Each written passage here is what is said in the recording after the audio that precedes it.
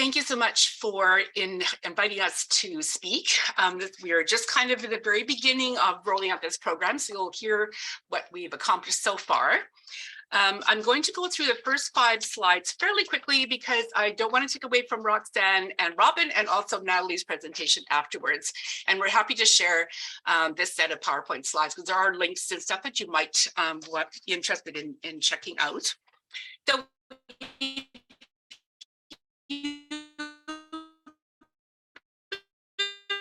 following slide familiar to you. So in the current climate of inclusive language, we are looking for a name that would be inclusive of all infant feeding choices. And so we credit Robin, who you've already met, for coming up with the name of Milk Mentors.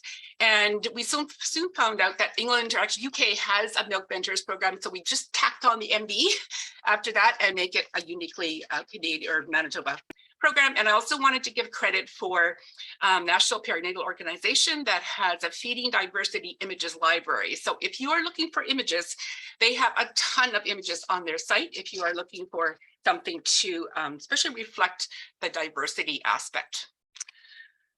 Okay, so just a bit more in terms of our team. You've already met Robin, who is our peer connector, who was hired with some of our grant money. And she has extensive experience, as she already mentioned, in a whole variety of community-based programs. So we're very fortunate to have her expertise. I don't know how she quite manages all this, plus everything else that you're doing and 2 young kids, but we're just so delighted that you have joined us and you're definitely an asset to this program. And I should just mention something else that I found out about her in December. And if you are living in Manitoba and hear the news, actually her family project, which is called Warm Hearts, Warm Boots, which basically accepts donations of gently used or free winter boots for those in need. It has been profiled actually a couple of times over the news. So kudos to you, Robin, for all the different things that you're involved in. So Roxanne, you already met as well. She is a community health nurse from Youville and again has extensive experience with the Winnipeg scene as well as the Baby and Me program. And she has been given some dedicated time from Youville to help support this program. And then Gordana and myself, I'm not sure if Gordana, she was going to be coming. So we are both working in the capacity of volunteer lactation consultants. Gordana has retired from her main position as a midwife, and I retired a couple of years ago with my position as a public health nurse, kind of phase into full retirement. And I'm just going to say too that this is very much a peer supporter focused program, not the clinical support part. And so if we are keeping to these goals, actually the need for IBCLC and other clinical lactation support should be decreasing, not increasing. And in fact, I think if we get in the way, we need to get out of the way and allow our mentors to gain confidence and becoming experts in their mentoring roles. So it's a bit of a slightly different angle to it. So Milk Mentors, just going to mention, Robin's going to talk more about this, but as of December 1st, we have a total of 22 Milk Mentors that have completed the initial training. And Robin will talk more about that. And just want to say a big thank you to Youville Clinic for all the support that they have given this program, because we certainly needed that community support as well. So also wanted to thank Milk Club for inviting Dr. Sandra Hoy and Michelle Buckner, who are the 2 lead role people with the Breastfeeding Buddies program in Kitchener-Waterloo. And they've done amazing work, and they've been going now for over 20 years. And they actually have received recent global recognition of their Breastfeeding Buddies support through the Global Breastfeeding Collective. And so it's been a great support to basically try and model their program, but actually adapt it to the Winnipeg scene. And I think one of the comments from their presentations is talking about the fact that in Canada, babies are born to white, middle-class, educated mothers who are most likely to receive breast milk, and that this breast milk inequity is a social injustice that potentially has lifelong effects. So this is something for us to keep in mind.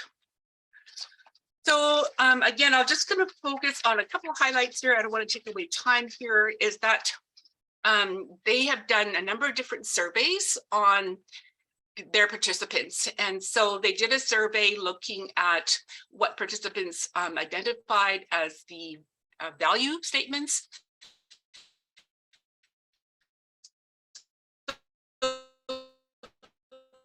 Things like listening, of the influence were some of the things that were mentioned. And they also have done a survey of 136 pre and post participants for their prenatal breastfeeding workshop, which is also available virtually. And so you'll see some of the confidence. I think I'm frozen here. Okay, so just a couple of things in terms of their improvement in terms of confidence and comfort. And they're pretty impressive, looking at increasing by 65% in their breastfeeding knowledge, their self-ratings in terms of comfort feeding, et cetera. So I'm not going to go into that, but just to mention, these are some of the things that we are looking at, you know, what needs to be maybe evaluated in the future.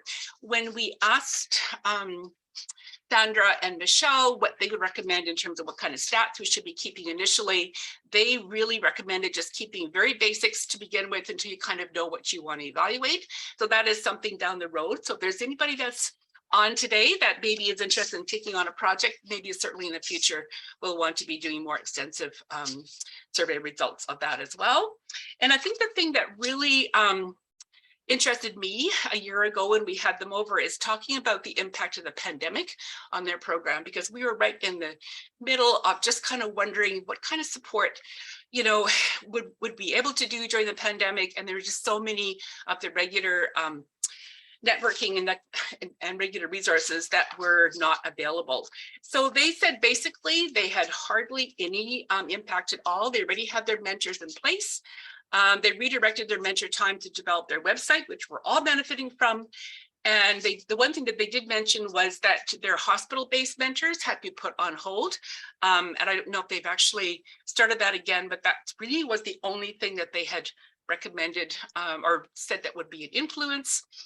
And just as my last slide before I turn over to Roxanne, and just a couple of things that I kind of put together myself looking at the impact of the pandemic. I think most of you probably have seen this Swiss cheese kind of metaphor in terms of support. And I like to add the importance of human milk as another layer in there. I think especially during the pandemic, the value of human milk has definitely been presented. And I guess I kind of look at this program as a way of weaving in another layer of support. I think that total will be covered, but we're getting ahead of ourselves. We're just going to focus on what we have so far. And I just wanted to put a plug in for the survey published article that Sarah, Bridget, and Marilee were involved in, talking about the disruption of breastfeeding support. So if you haven't had a chance to read it, I would definitely say it's worth looking at in terms of what impact actually the pandemic had. Okay, so I'm going to invite Roxanne to talk to the next few slides, and then after that will be Robin. So within the Radio Compassion Network, there's inspiration grants that are made available for staff to apply for different project ideas. And so in experiencing the impact of the pandemic on families who were feeding their infants human milk, this is what inspired us to write up this proposal for trying the Milk Mentors program in Manitoba. We had Angela Bluin, who was on staff here at the center during that time as well, and she was really working hard at trying to fill the gaps for the fact that the public health nurses who had been providing a lot of the support had been redeployed to other services and needs. So we really received an influx of requests and really were not able to keep up with the demand, which is of no surprise. So it kind of led us to kind of take another look and see, okay, you know, what is it that we can do?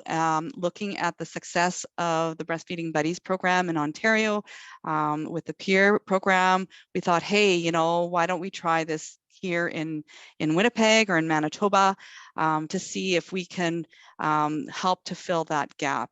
We also acknowledge that, a lot of the supports that were already in existence, such as the Healthy Baby programming, where they had the Baby and Me sites, they also all went into virtual format. So that again, made it a bit more challenging for people to get that face-to-face support as well, but also led us to be able to see that there is a space for virtual support as well. So what we did is we applied for the grant. We were successful. We didn't get quite as much money as we had hoped because we were hoping to do kind of 2 rounds of peer mentor training, but Robin is working her magic with the budget, so we're going to try and make the most with that. It's 1 year of funding, and we are hoping to be able to use the pilot to be able to show that yes, there is in fact a need and a benefit to this type of program. How we're hoping that this will help to fill some gaps is we also acknowledge that for some people, accessing supports in the existing systems is just not something that they feel comfortable with based on their past experiences, either through colonization or racism, discrimination. And so we are hoping that by having a peer support network where really the peers are the mentors are the ones who are kind of almost the drivers of the service, that this will help to fill that gap.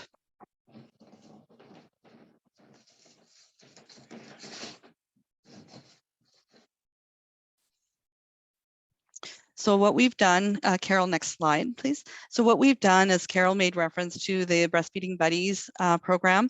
We acknowledge that there were some things that were in existence in some of the other provinces with peer support toolkits, like formalized toolkits. So we chose to go with what Ontario had to offer and hoping to model the Breastfeeding Buddies provisions. So we used their training kit as a model, adapted it to the Manitoba scene, and opted to provide the training virtually, since that seemed to be what would make it most accessible for the mentors. And it ended up being a good decision because during the training, we did the training twice a week for 3 weeks. And during that time, we had a few people who were sick, but they were still able to attend even though they were feeling under the weather.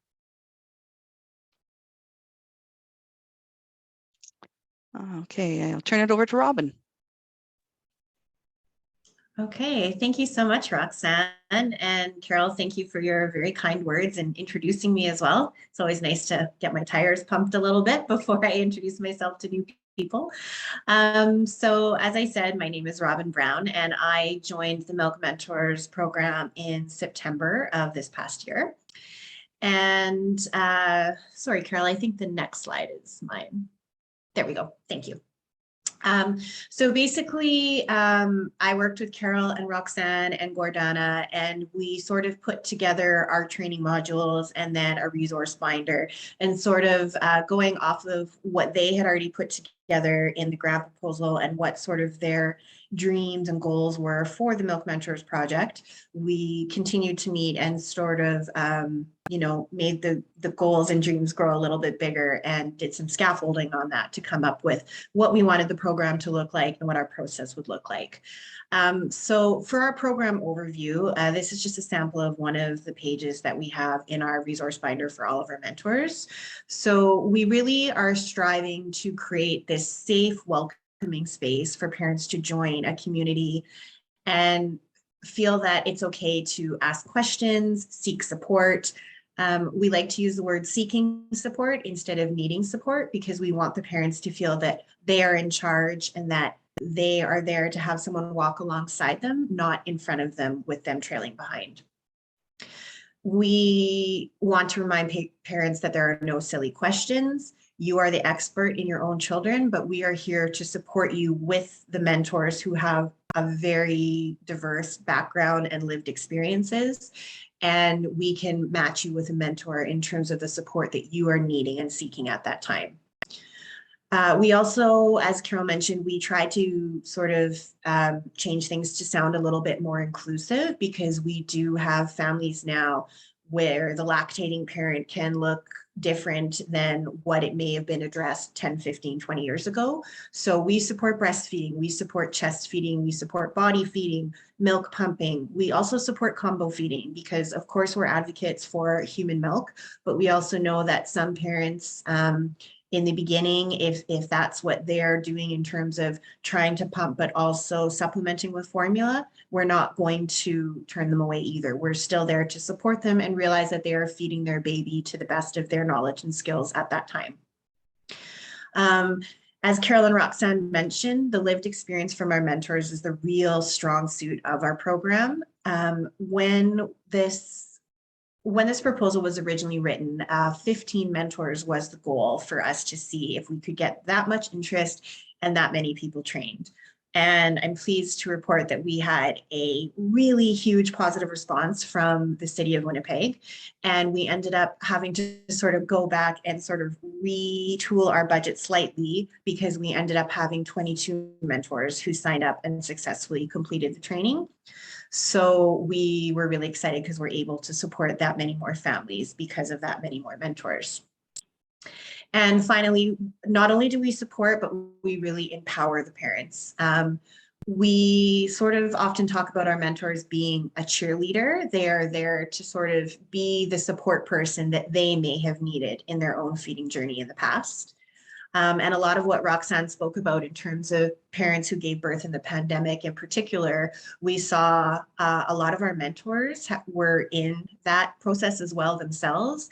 And they were able to bring a lot of lived experience from how they felt giving birth in a pandemic and how scary that was for them.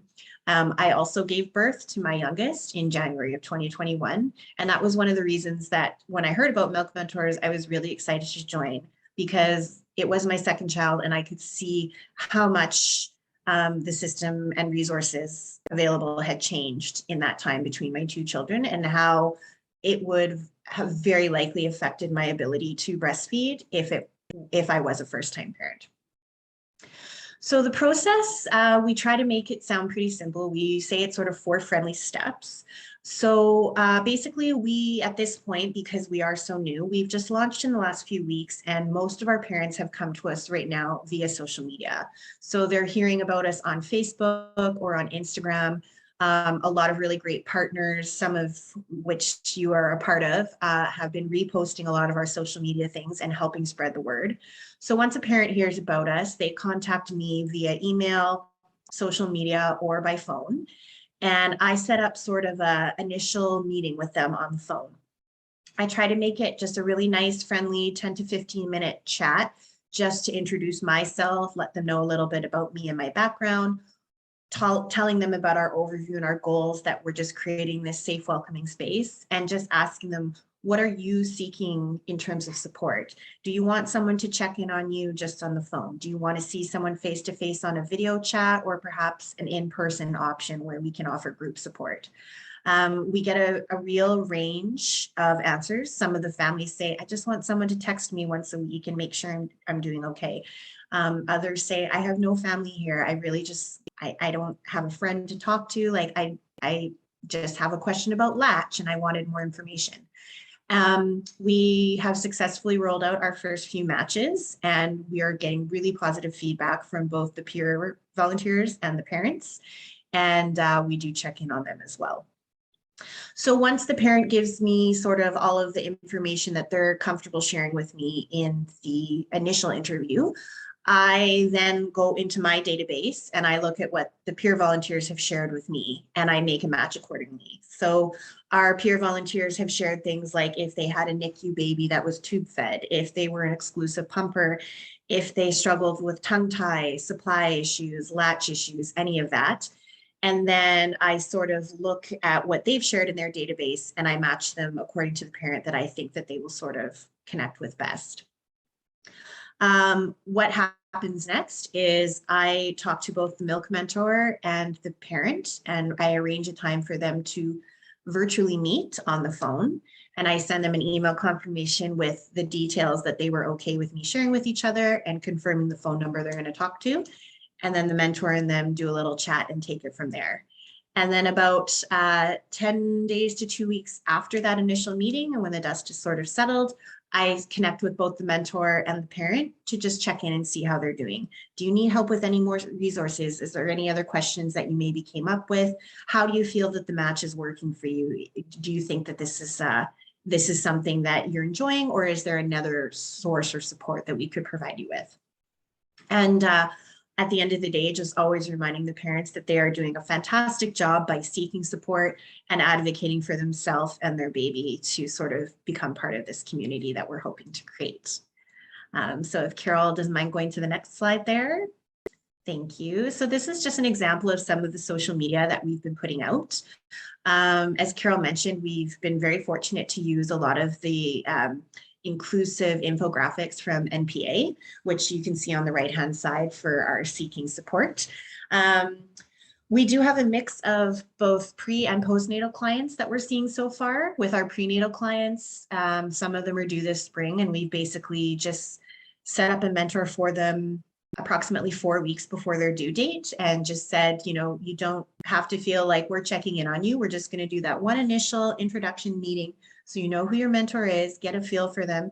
And then I've kind of just been using the baseball analogy that the mentor is just going to be on deck, waiting in the wings, and you can talk or text or email when the baby has arrived and you're feeling that you need that support ready. They're ready and waiting to go for you. And on the left-hand side, you'll see a poster that we've been putting up at a lot of community organizations in the city that we're hoping to partner with. And again, just trying to really have that gentle approach that we all need a little help sometimes. We are all, as mentors and everyone on our board, we are all parents ourselves. We know what it's like to be in that middle of that nighttime feed and questioning yourself and needing someone to talk to. Social media has been a really beautiful tool because we can remove the barriers of things like transportation or financial needs, you know, to get to those appointments and things like that. We can just talk with you on the phone. It's also been really nice because originally we were thinking, okay, we're just going to be able to do this within Winnipeg. But because of the virtual model, we've also been able to reach people living in rural areas outside of our city who have shared with us that because they are rather isolated, they have no other supports available, and they were very happy to find out about our program. So I just wanted to talk a little bit about where we're going from now. And February is going to be a big month for Milk Mentors. As I said, we've slowly been rolling out in terms of our mentors have been connecting virtually. But we do have some group support options, which are going to be rolling out this coming February. We have teamed up with a family resource center in one of the school divisions in our city here, and they're going to be offering a drop-in feeding cafe where we're going to have some of our mentors there available for any parents that want to come in and ask any questions. They can bring their children with them to play. We've got snacks provided, and the idea is that you can come and go as you please. There's going to be some mentors there if you have a question, but you don't have to make an appointment. You don't need a referral. Just come and show up and we're happy to see you. We're also offering a drop-in option online on Zoom. And that's something that Roxanne had shared had worked really well for other healthy baby and community health programs during the pandemic. That the attendance was quite good. So we're going to be having that as a 1-hour option bi-weekly as well, where the mentors will be signed online for an hour period, and anyone who has reached out for the Zoom link can just drop in and say hi with their children on screen, ask any questions that they may want.